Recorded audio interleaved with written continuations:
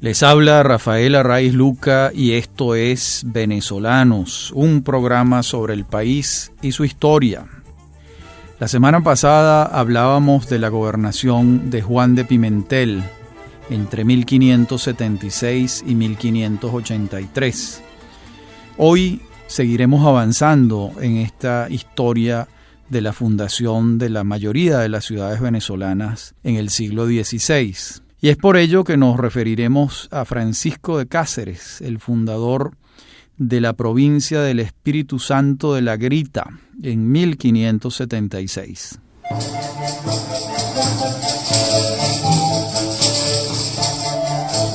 ¿Quién es Cáceres? Cáceres es un aragonés que viene a América con Diego Fernández de Serpa y regresa a España y hace gestiones ante la corte imperial para que le adjudiquen una capitulación, cosa que logra con Felipe II.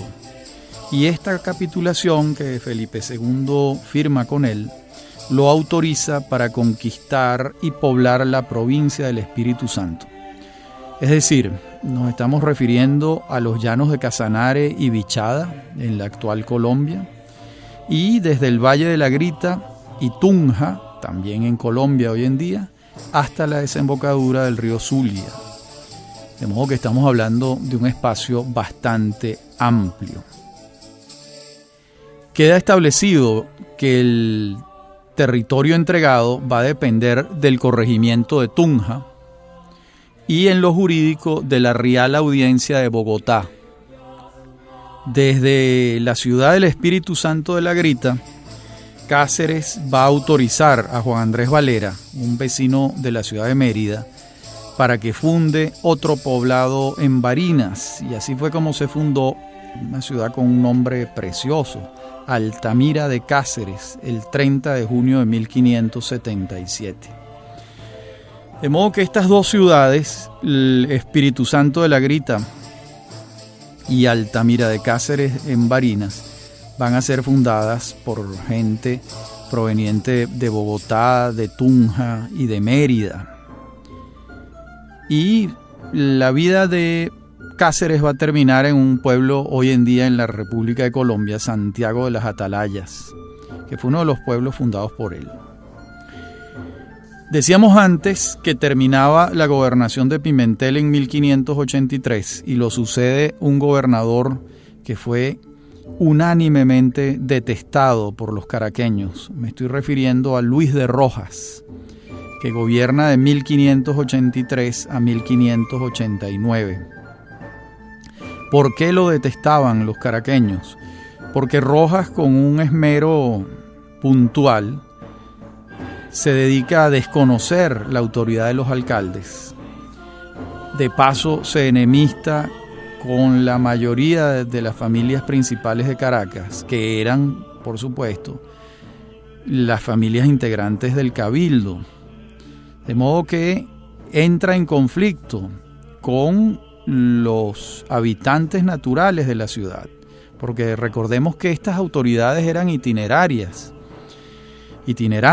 Luis de Rojas va a estar un tiempo aquí, otro tiempo en otro sitio, y los que siempre estaban eran los habitantes de la ciudad en la que se estaba, pues. Rojas, no obstante, va a tomar la decisión que tiene unas consecuencias importantes de designar a Sebastián Díaz Alfaro para que funde la ciudad de San Sebastián de los Reyes. Esto va a ocurrir el 6 de enero de 1585. ¿Por qué fue tan importante? Porque San Sebastián de los Reyes abre el camino para la fundación de otras ciudades que hoy en día son, en la mayoría de los casos, más grandes que San Sebastián. Pero San Sebastián funcionó como una suerte de cabeza de playa. Fue abriendo camino para que a partir de allí se fundaran Calabozo, Altagracia de Orituco, San Juan de los Morros, El Sombrero, Camatagua, Zaraza, San Casimiro. Todas, creo yo, que hoy en día son ciudades más grandes que San Sebastián. Y esa fue una ruta del ganado muy particular porque esa zona desde entonces comienza a ser una zona rica en ganado en la provincia de Venezuela. Y esto va a ocurrir, como les señalaba, por decisión del gobernador detestado Luis de Rojas y por la designación de Sebastián Díaz Alfaro para que funde San Sebastián de los Reyes. Y después, con el tiempo, abriéndose el camino del ganado hacia el sur, se fueron fundando estas otras ciudades que les he mencionado. El caso de Luis de Rojas es muy interesante por cómo resulta su gobernación. Hemos hablado en programas anteriores del juicio de residencia. El juicio de residencia ocurre al final de la gestión de un gobernador. Pero también podía darse el caso de que el gobernador cometiese tal cantidad de desmanes, de desafueros y de disparates, que los afectados pudiesen formar un expediente y elevarlo hacia las autoridades. Y eso fue lo que ocurrió con Luis de Rojas. Los caraqueños estaban verdaderamente hasta la coronilla de los abusos de este señor y le van formando minuciosamente un expediente y se lo hacen llegar a las autoridades. A su vez, es demandado por una de las víctimas, por Juan de Guevara. Entonces no solo había un expediente de reclamos contra él en la audiencia de Santo Domingo, sino que había una persona en particular, una de sus víctimas, que lo demandaba. La Real Audiencia atiende a los alegatos que se elevan hasta ella, dada la gravedad de lo que se les está señalando. Estamos hablando de casos graves. Entonces toman la decisión de elevar esta querella al Consejo de Indias. Y el Consejo de Indias en España también abre la puerta para que se le siga un juicio a Luis de Rojas, de inmediato, sin esperar al juicio de residencia. Eso fue lo que ocurrió y mandan a lo que se llamaba un juez de vara alta, que por cierto, esta es una expresión que quedó en el uso, en el lenguaje común. Es muy frecuente que digamos, fulano tiene vara alta en tal sitio, o sutano cuenta con un amigo que tiene vara alta en tal dependencia. Eso viene de aquí, de la expresión un juez de vara alta, que viene, lo hace preso a Luis de Rojas y se lo lleva a Santo Domingo. Por supuesto, lo destituyen de sus funciones, lo que quiere decir que los alegatos, que el expediente que se ha formado contra él ha sido efectivo en sus cometidos.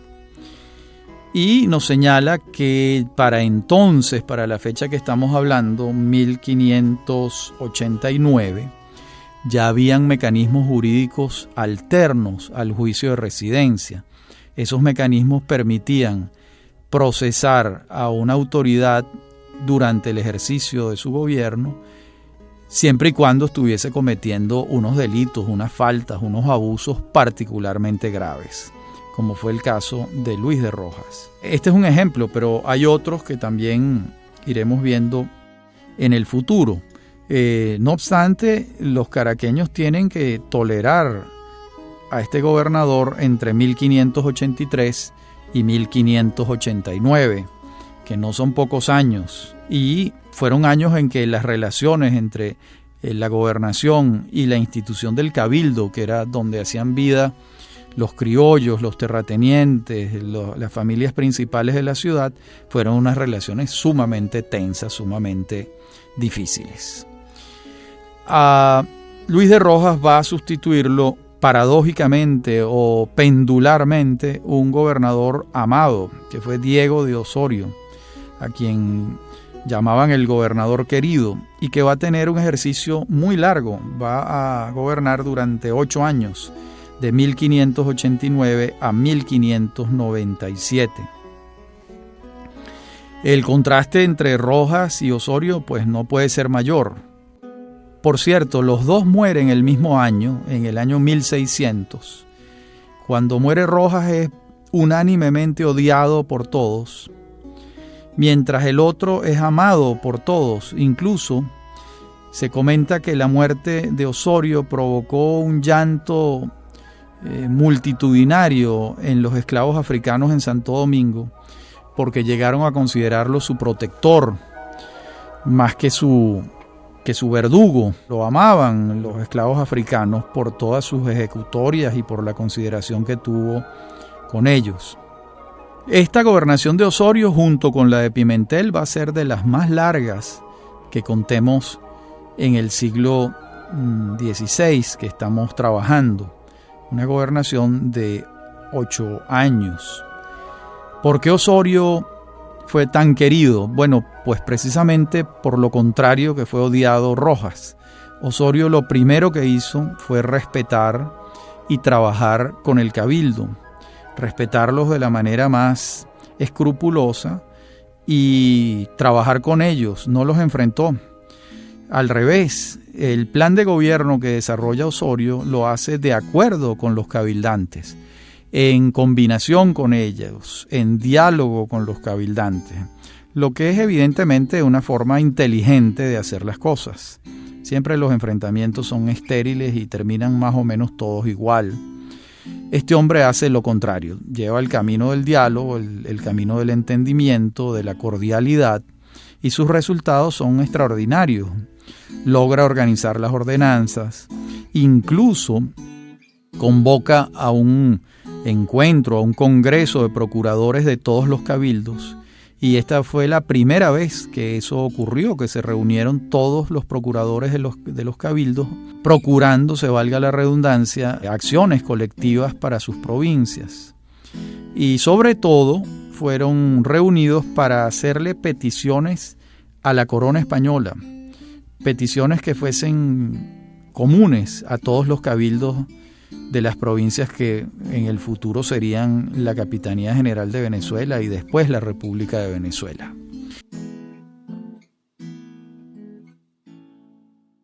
De estos temas seguiremos hablando en la segunda parte del programa, cuando relatemos la llegada del primer Bolívar a Venezuela. Ya regresamos. Decíamos antes que Diego de Osorio reúne a un conjunto de procuradores de los cabildos de la futura República de Venezuela, y ese se convierte en un primer congreso, y ellos toman la decisión de hacer una lista de peticiones para la corona de España y de enviar un procurador único y común que representara a todos los cabildos. Ese procurador se va a llamar Simón de Bolívar.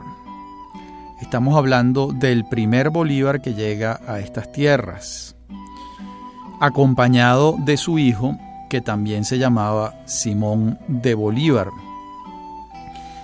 El viejo Bolívar, viejo para las expectativas de vida de la época, llega a Venezuela procedente de Santo Domingo y tiene 30 años viviendo allá. Cuando él llega a Venezuela tiene 55 años y para la época era prácticamente un anciano. Él había llegado de 30 años a Santo Domingo, pasó 25 años en Santo Domingo, y su amigo Diego de Osorio le propone venir a Venezuela. Cuando el viejo Bolívar, vamos a llamarlo así, el primero, llega a Santo Domingo, llega procedente de Vizcaya, de una puebla muy cerca de Guernica. Esa pequeñísima puebla que se llama Bolívar, lo que viene a significar es lo que significa, valga la redundancia, el vocablo Bolívar, es decir, molino de la ribera. Eso es lo que significa Bolívar. Bolívar es molino de la ribera. Allí, en ese pequeñísimo poblado, nace Simón de Bolívar en 1532. Cuando él llega a Venezuela, ya está viudo, pero viene con este hijo que les he mencionado antes. Ese primer Bolívar va a morir en Caracas el 9 de marzo de 1612. Simón Bolívar y Palacios, el Libertador, viene a ser su quinto nieto. Muy bien, el Cabildo de Caracas, previa reunión con los otros cabildos, deciden enviar a España, a la Corte de Indias, a Simón de Bolívar como procurador de beneficios y reivindicaciones, que era como se llamaba. Esto va a ocurrir en 1590. Y regresa en 1592 con buenas noticias para los propósitos que ellos se habían establecido. Primero, se viene con la autorización para la creación de un seminario.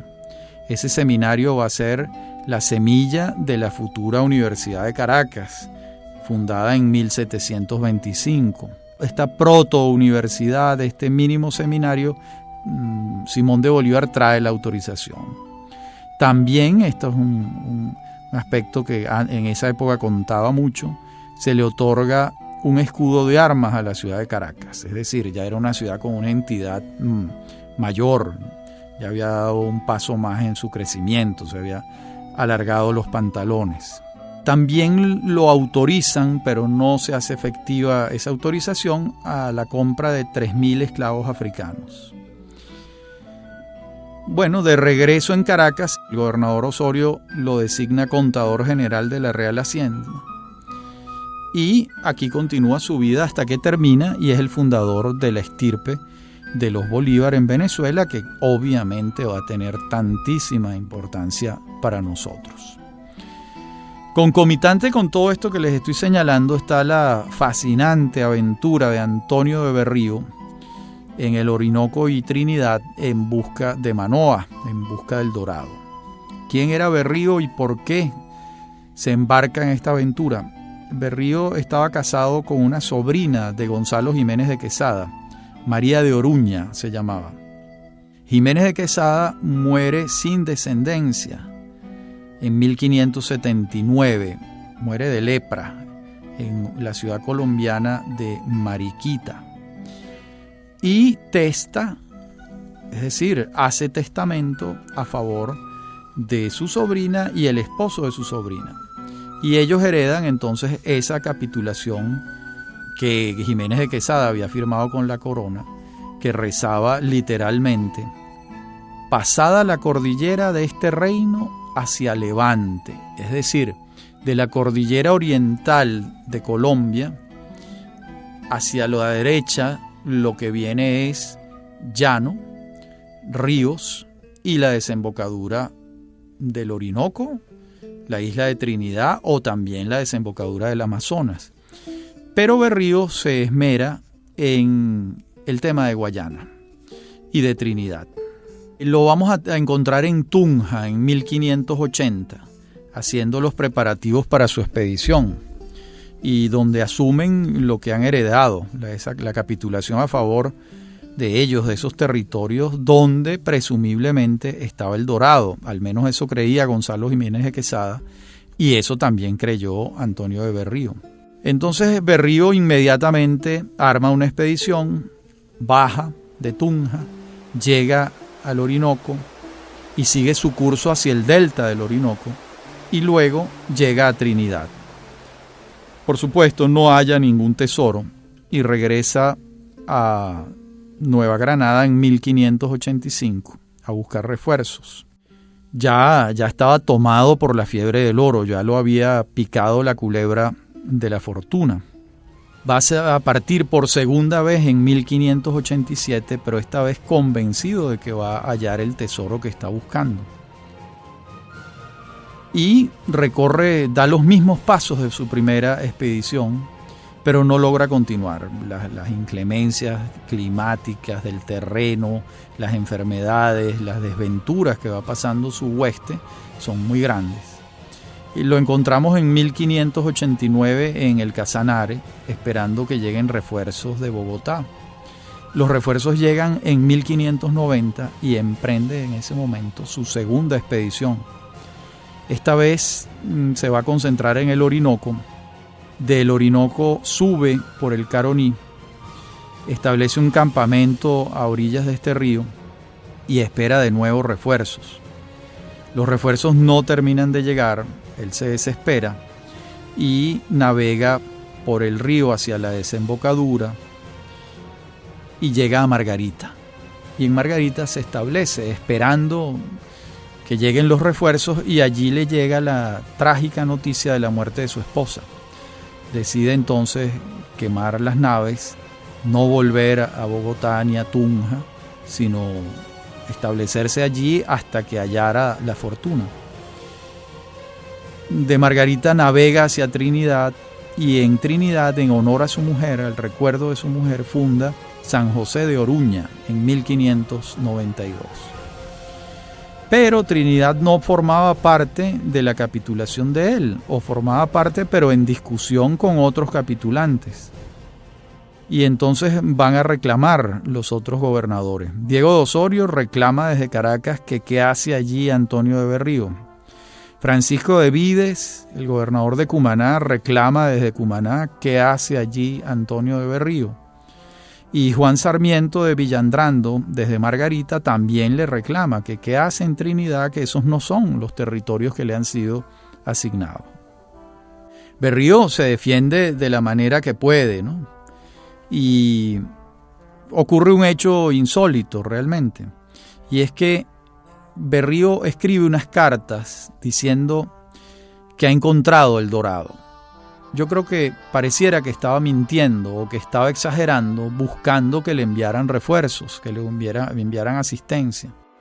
Esas cartas van en una embarcación que la intercepta Walter Raleigh, el famosísimo pirata inglés. Raleigh intercepta las cartas y decide buscar a Berrío.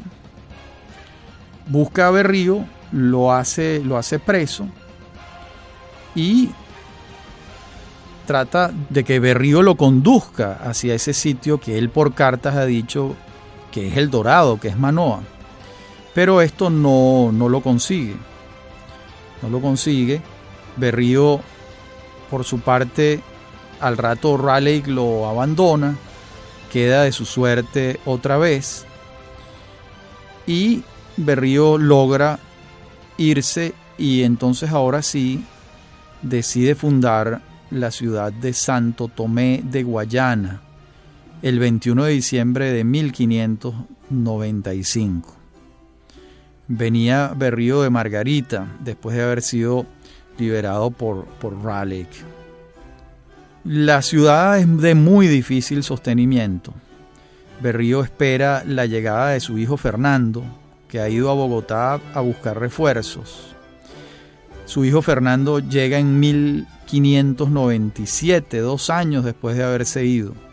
Para ese momento, Antonio de Berrío, su padre, sobrevive a duras penas en una ciudad que está ya en condición fantasmal. Es una ciudad que se ha venido a menos, ha sido abandonada.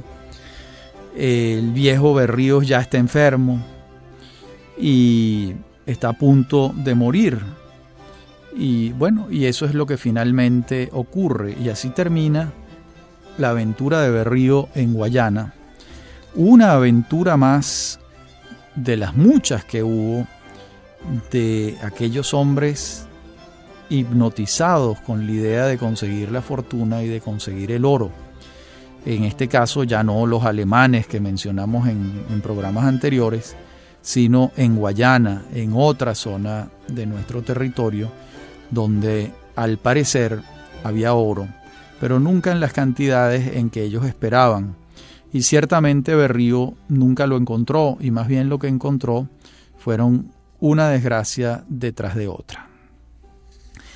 Estas son las aventuras de estos hombres en estos finales del siglo XVI. En la próxima parte del programa vamos a dar con la aventura todavía más insólita de Walter Raleigh, el pirata inglés que estuvo en Trinidad, en el Orinoco y en el Caroní en 1595. Ya regresamos. Comentábamos en la parte anterior del programa que Walter Raleigh intercepta una embarcación española donde iban las cartas de Berrío, en las que señalaba que había encontrado el Dorado. Esto va a ocurrir en 1594. Y los hechos sucedieron así. Raleigh intercepta la embarcación y se presenta en Trinidad el 22 de marzo de 1595. Busca a Berrío, incendia la ciudad de paso y se lo lleva preso. Entonces Raleigh sube por el río Orinoco, por el caño Mánamo hasta el Caroní, buscando a Manoah, buscando el dorado. La situación debe ser desesperante y desesperada, porque Raleigh va subiendo por el río, pasa del Orinoco al Caroní y allí va preso Berrío, y Raleigh ha debido estarle preguntando todo el tiempo dónde está Manoah, dónde está el dorado, y Berrío no tendría mayor cosa que decir, porque tenemos la sospecha de que esas cartas que él enviaba, más que para referir que había encontrado Manoah, las enviaba para recibir los refuerzos que estaba necesitando para continuar en su aventura. Decepcionado, Raleigh se devuelve por el río, recoge sus pasos y llega a Cumaná y le entrega al preso Berrío al gobernador Vides y sigue su camino hacia Europa. Pues allí Berrío enfrenta el juicio del gobernador Vides y al tiempo vimos antes que es liberado y lo encontramos en Margarita y luego de regreso a Guayana, y ese final triste que referimos antes. Por su parte, ya Raleigh había quedado picado de culebra, como decimos en criollo, y va a regresar a Guayana en 1596. Penetrará de nuevo por el Orinoco y seguirá buscando el dorado de manera infructuosa, totalmente. Ese año regresa a Inglaterra y entonces publica una obra sumamente valiosa que se titula El descubrimiento de la Guayana.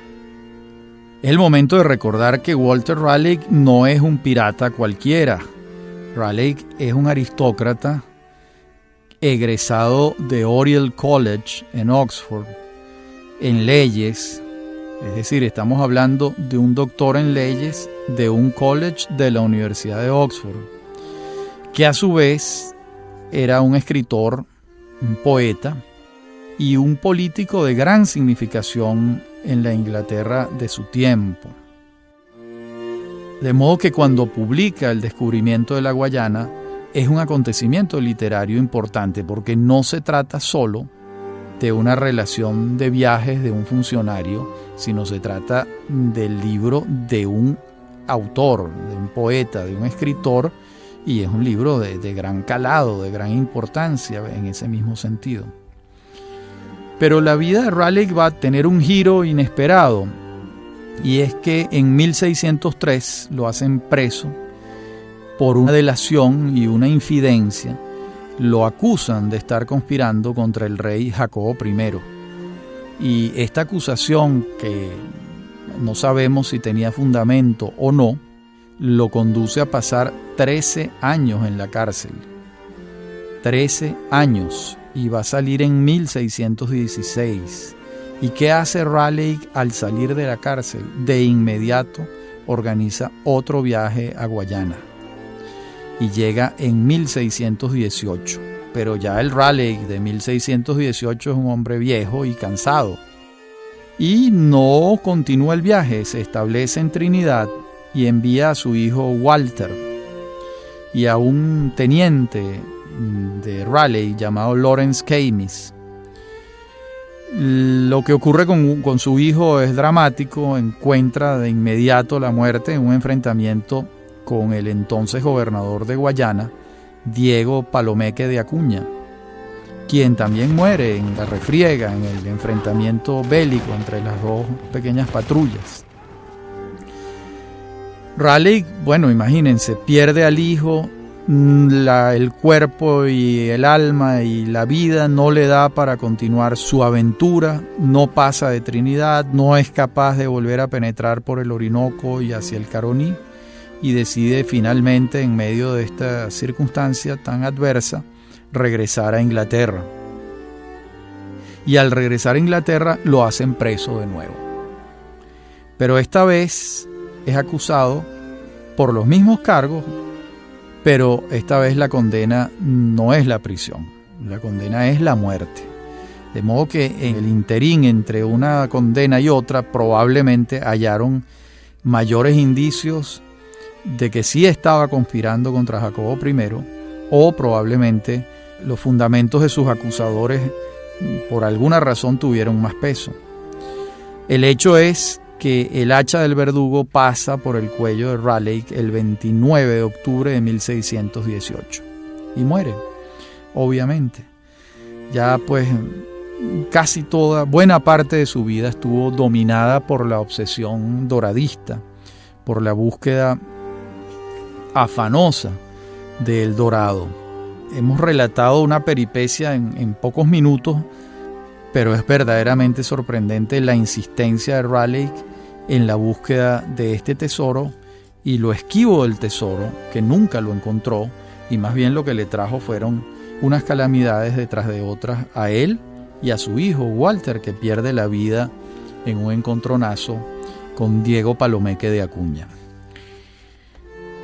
Esta es un capítulo más en la fiebre doradista, que esta vez no incluye a los españoles, tampoco a los alemanes del pasado, sino a un inglés, y a un inglés de altura, de alta condición académica, literaria y social, pero que en estos territorios se comportaba como un pirata, porque estaba penetrando en territorios que no pertenecían al Imperio Británico, sino al Imperio Español, y estaba llamado por este imán poderoso del oro.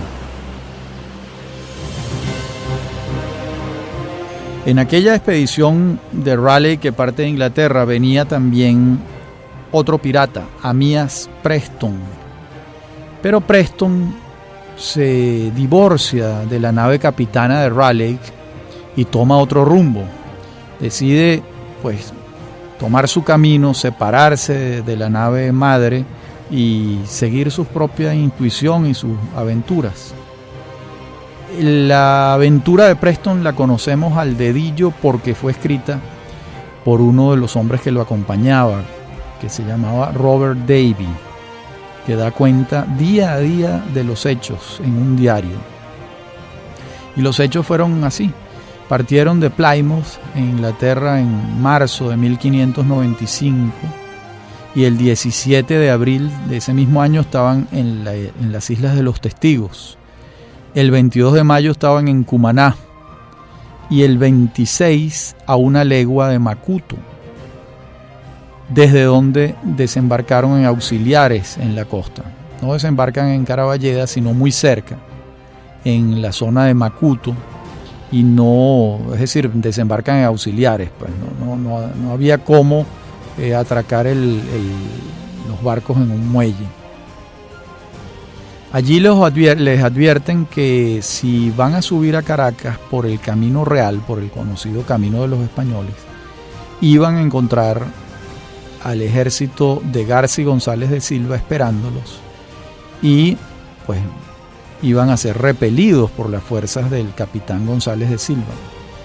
De modo que ellos, de acuerdo con labores de inteligencia, advierten un camino abandonado, un camino que era de los indígenas, y se van por ese camino. Y resulta que por ese camino llegan al Valle de los Toromaimas, donde está la ciudad de Caracas, mientras González de Silva lo está esperando por otro lado. Entonces, por su parte, el gobernador Osorio estaba en alguno de los viajes oficiales y frecuentes y no estaba en la ciudad. De tal modo que cuando Preston y su pequeño ejército entran a la ciudad de Caracas, González de Silva está esperándolo por un lado muy distinto. Preston solo va a encontrar la resistencia de un hombre ya mayor, que se llama Alonso Andrea de Ledesma, quien lo enfrenta con muy pocos soldados, porque la mayoría de los soldados estaban con González de Silva. Y con mucha facilidad el ejército de Preston le dio muerte a Alonso Andrea de Ledesma y a sus pocos soldados. Esto comienza a ubicarse en la historia venezolana como una leyenda quijotesca, la leyenda de Andrea de Ledesma. Y don Mario Briceño Iriagorri lo recoge en una novela o en una historia novelada que se titula El caballo de Ledesma, de 1951. donde refiere estos hechos del quijotesco Andrea de Ledesma, que enfrenta y pierde la vida en el enfrentamiento. ¿Qué hace Preston? Preston se establece en la casa del gobernador Osorio y espera lo que es habitual en esa época, que es que le ofrezcan dinero a cambio de que él abandona la ciudad sin producir ningún estropicio. Pero la cifra que le ofrecen no es para nada satisfactoria para Preston. Los caraqueños no tienen otro dinero que ofrecer y Preston toma una decisión sanguinaria. Ordena quemar la ciudad y se va al litoral. Una tragedia. La ciudad queda en cenizas, en ruinas. Esto está pasando en 1595. Y en la próxima parte del programa veremos cuál fue el desenlace de esta aventura de Amías Preston. Ya regresamos. Veníamos hablando de Amías Preston. Dijimos que había quemado la ciudad de Caracas, que había ordenado prenderle fuego. Se va al litoral, se monta en sus barcos y lo vamos a encontrar en Coro el 11 de junio de aquel año. E hizo lo mismo. Ordenó dejar en cenizas la ciudad, porque la ciudad no tenía nada que entregarle. Y siguió hacia Maracaibo, donde, curiosamente, no causó ningún daño.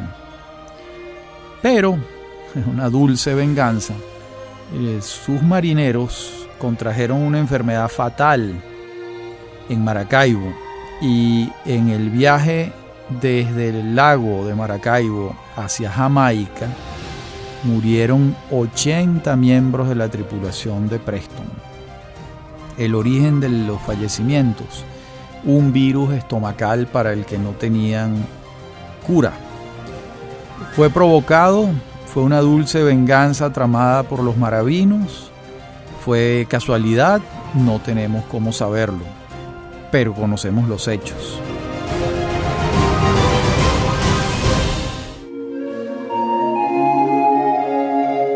Por su parte, Osorio, que estaba de viaje cuando ocurre esta incursión de Amías Preston, regresa a toda velocidad a Caracas y se dedica a la reconstrucción de la ciudad, afanosamente.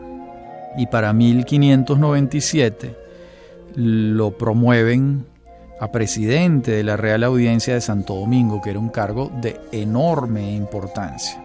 De modo que era un ascenso. Por supuesto, los caraqueños, el cabildo caraqueño no quería que se fuera, él tampoco quería irse, pero no tenía otra alternativa y se va a asumir ese destino en Santo Domingo. Lo sucede el gobernador Gonzalo de Piña y Ludueña entre 1597 y 1600, pero es muy poco lo que podemos decir de Piña y Ludueña, más allá de haber seguido la rutina de gobierno natural, pero no se adjudican a sus haberes grandes realizaciones ni una gran personalidad, como se ocurrió con Diego de Osorio. En estos años, por su parte, va a ocurrir un cambio en la corona española, porque Felipe II, el hijo de Carlos V, fallece y lo va a suceder su hijo Felipe III. Felipe III se ciñe la corona el 13 de septiembre de 1598 y va a morir el 31 de marzo de 1621. No será un reinado tan largo como el de su padre, tampoco como el de su abuelo, Carlos V, pero sí un reinado con alguna dilatación, porque estamos hablando de 23 años ejerciendo el mando. Recordemos que entre Carlos V y Felipe II reinan casi todo el siglo XVI, gobiernan desde 1516 hasta 1598, y el hijo y nieto de Carlos V, Felipe III, va a asumir entonces el mando.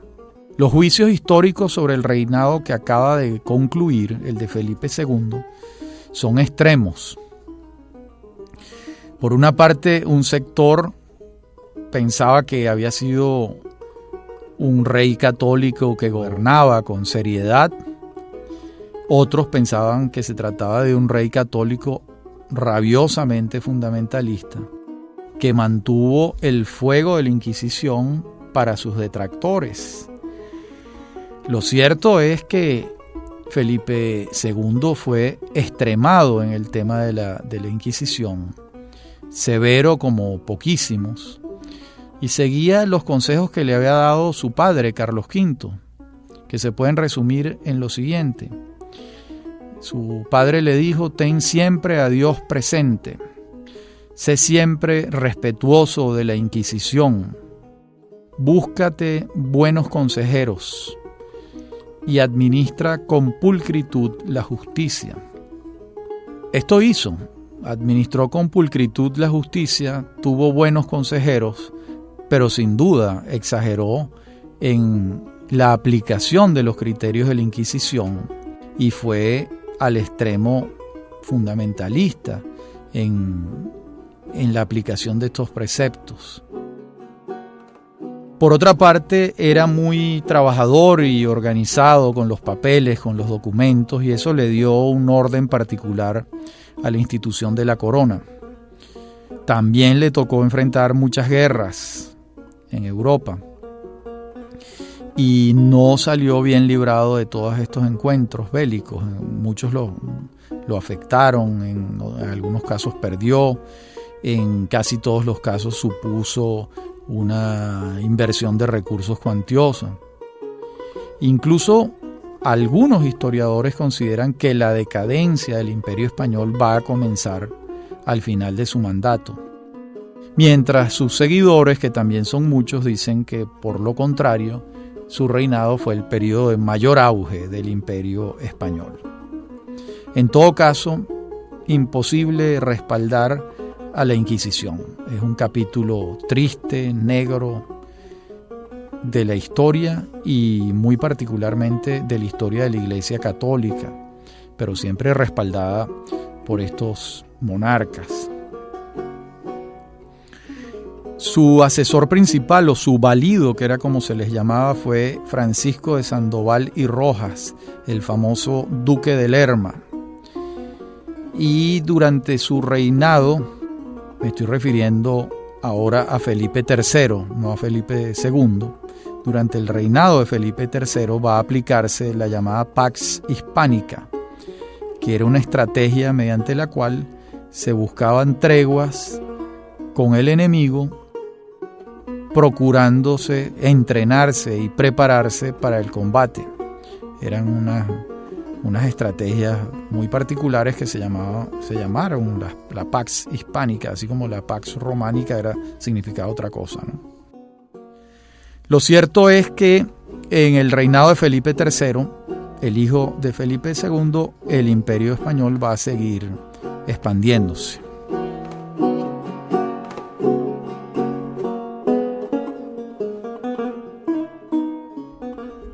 En nuestro próximo programa haremos un balance de este siglo XVI.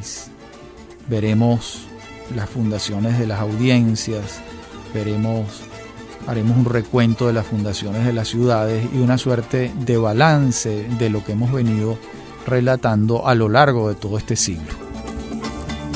Les habla Rafael Arraiz Luca, me acompaña en la coproducción Mary Sosa, en la dirección técnica Víctor Hugo Rodríguez y Fernando Camacho. Esto es Venezolanos, un programa sobre el país y su historia.